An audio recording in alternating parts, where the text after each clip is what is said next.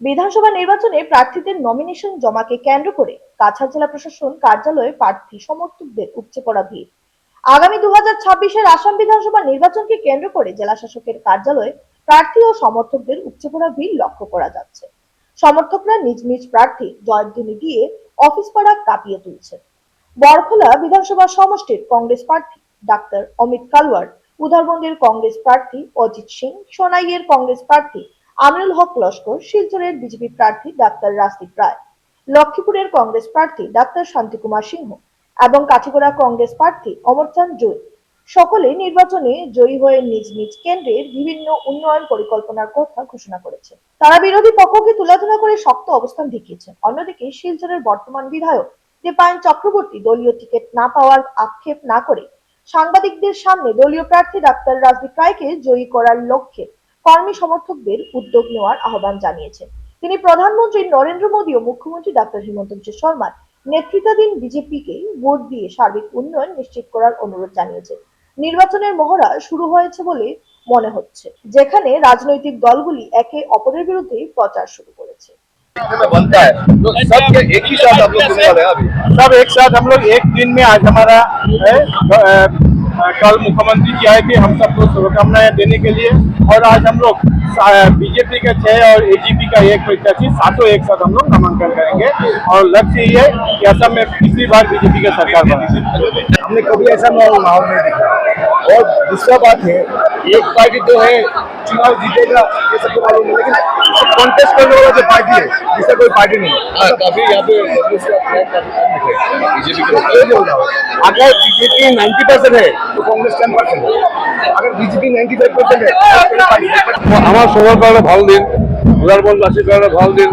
Nomination দিয়া এটা বহুত ডাঙৰ কথা, আৰু ৰাইজৰ আশীৰ্বাদ না থাকিলে নমিনেশন নাপায়, সেইকাৰণে মই নমিনেশন পাইছোঁ। মই ডেফিনেটলি বিশ্বাস আমাৰ কাৰণে ভাল। আপোনাৰ প্ৰতিদ্বন্দ্বী ৰাজদীপ গোৱালা এটা সময়ত আপোনাৰ দলৰ আছিলে, কি ক'ব? চাওক, মই সদায় পাই নতুন নহয়, মই সদায় কৈ থাকোঁ যিমানবিলাক কেণ্ডিডেট দিছে জমা সব মই প্ৰতিদ্বন্দ্বী, পাৰ্টিকুলাৰ এজন মানুহ নহয়।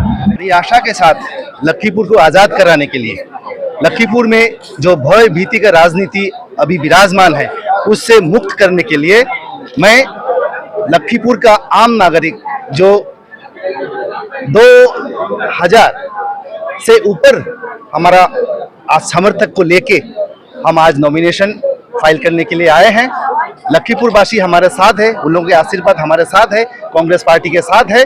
अभी 9 तारीख को उन लोगों का जब मतदान होगा उसका नतीजा आप लोगों के सामने आएंगे। ধন্যবাদ জ্ঞাপন কৰিছোঁ।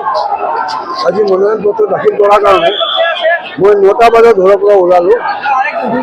মোৰ ঘৰৰ পৰা ডিচি অফিচ আহোঁতে এনে 10 মিনিটমান টাইম লাগে, কিন্তু মোৰ আহোঁতে এতিয়া প্ৰায় 2 ঘণ্টা বেছি লাগিব। জনসমৰ্থন ইমান বেছি, ইমান ৰাইজ একতা হৈছে, ইমান ৰাইজৰ ভিৰ হৈছে, আমি তাৰ পৰা খোজকাঢ়ি ইয়াত পাওঁতে প্ৰায় 2 ঘণ্টা লাগিব। জনসমৰ্থন ইমান বেছি পাই পেলাই মই জনগণক মই ধন্যবাদ জ্ঞাপন কৰিছোঁ। আজকে আমি 119 নম্বর সোনাই সমষ্টির ভারতের জাতীয় কংগ্রেস দলের মনোনীত প্রার্থী হিসাবে আমি আজকে নমিনেশন দিয়েছি। আমার নমিনেশন দেওয়ার খবর পেয়ে সোনাই সমষ্টি থেকে হাজার হাজার কংগ্রেসী সমর্থক আজকে ডিসি অফিসে এসেছে আমাকে দোয়া আশীর্বাদ দেওয়ার জন্য। এই উৎসাহ দেখে আমার মনে হয় যে নির্বাচনে শুধু গণার অপেক্ষায় আছে। মুখ্যমন্ত্রী আরো বলেছেন যে অর্জুন 2021 থেকে বিজেপিতে নেই, কংগ্রেসের সাথে আছে।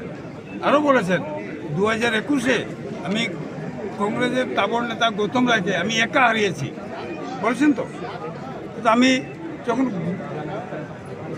গৌতম রায়ের মতো তাবড় নেতাকে একা হারাতে পারি, এবার আপনারা বুঝেন এবারে মামুলি নেতাকে আমি 50,000 ভোটে হারাবো। আমাদেরকে ভারতীয় জনতা পার্টিকে এইবার শিলচর বিশেষ করে কাছাড় জেলার জনসাধারণ জয়ের আসনে অধিষ্ঠিত করবে।